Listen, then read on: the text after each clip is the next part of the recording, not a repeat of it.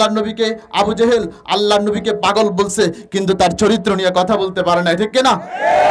শুধুমাত্র তাই না, মক্কার সমস্ত মুশরিকরা আল্লাহর নবীকে 18টা গালি দিয়েছেন, কিন্তু একটাও নবীর চরিত্র নিয়ে কথা বলতে পারে না, ঠিক কিনা? কিন্তু আজ থেকে 1500 বছর পরে কোথাকার এক কুলাঙ্গার আল্লাহর নবীর চরিত্র নিয়ে কথা বলতেছে। বোঝা যায় আল্লাহর নবীর চরিত্র নিয়ে যেই জমানার মানুষ যারা তাকে দেখেছেন তখনই কথা বলতে পারে নাই।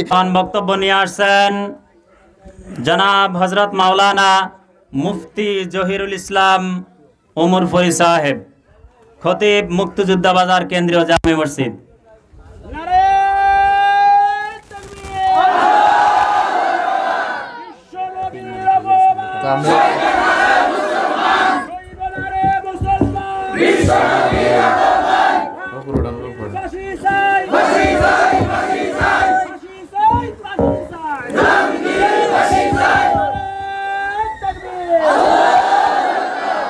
আসসালামু আলাইকুম ওয়া রাহমাতুল্লাহি ওয়া বারাকাতুহু।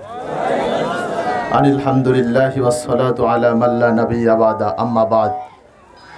ক্বালা আল্লাহু সুবহানাহু ওয়া তাআলা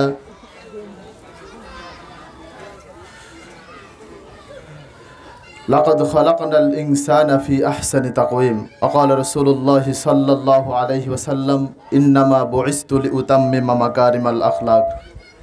ইসলামী আন্দোলন বাংলাদেশ সরমুজাম্মিল শাখা কর্তৃক আয়োজিত আজকের এই বিশাল প্রতিবাদ সভায় উপস্থিত হযরত উলামায়ে কেরাম, নেতৃবৃন্দ, আইম্মায়ে মাসাজিদ এবং নবীর আশিক রাসূল, আমরা আজকে এখানে আমাদের নিজেদের কোনো অধিকার রক্ষার জন্য আসি নাই, ঠিক কিনা? জোরে বলেন। আমরা আমাদের রুটি রোজগারের জন্য আসি নাই, ঠিক কিনা? আমরা এখানে এসেছি আমাদের হৃদয়ের স্পন্দন মুহাম্মদুর রাসূলুল্লাহ সাল্লাল্লাহু আলাইহি ওয়াসাল্লামের নিজেদের রক্তের চাইতে যিনি দামি তার ইজ্জত রক্ষার জন্য এসেছি, ঠিক কিনা?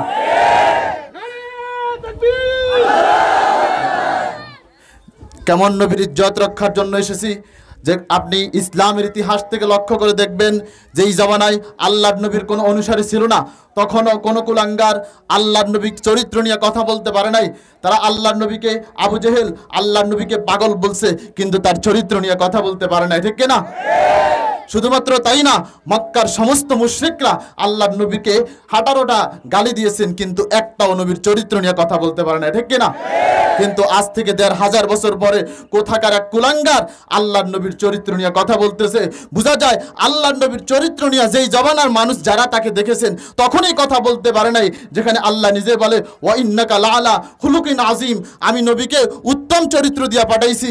আল্লাহর নবী বলেন ইন্নামা বুইসতু লিউতাম্মিমা মাকারিমাল আখলাক, সমস্ত হায়াওয়ানগুলোকে মানুষ বানানোর জন্য, চরিত্রহীন মানুষকে চরিত্র বানানোর জন্য, আদর্শহীন মানুষকে আদর্শ শিক্ষার জন্য যেই নবীকে পাঠানো হয়েছে, সেই নবীর চরিত্র নিয়া, সেই নবীর ইজ্জত নিয়া, সেই নবীর ইসলাম নিয়া, সেই নবীর টুপিকে নিয়া, সেই নবীর কোন স্ত্রীদেরকে নিয়ে যারা কটাক্ষ করবে, আমরা তাদেরকে বিন্দু পরিমাণও ছাড় দেব না, ঠিক কিনা?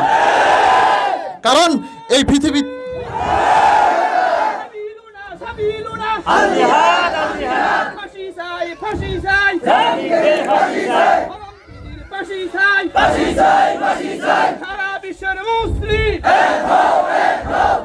এই জন্যই হেফাজতে ইসলাম বাংলাদেশের সম্মানিত মহাসচিব আল্লামা বাবু নগরী বলেন যে যারা আল্লাহর নবীর ইজ্জত নিয়ে কথা বলবে, আল্লাহর নবীকে নিয়ে কোনো রকম কটাক্ষ করবে, তাদের বাংলাদেশের সর্বোচ্চ শাস্তি ফাঁসির রায় হতে হবে, ঠিক কিনা?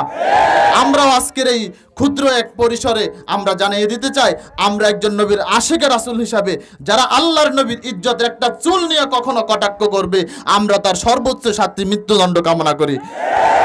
এই পর্যায়ে আমরা আমাদের নবীর নিজেদের জীবন থেকে একবার মৃত্যু পর্যন্ত নবীর আশিক রাসূল, চাচা এখন আশিক রাসূল হিসাবে মৃত্যুবরণ করার তৌফিক দান করুক, আমিন। এই বলে আমি আমার বক্তব্য শেষ করছি। ওয়া মা তাওফীকি ইল্লা বিল্লাহ।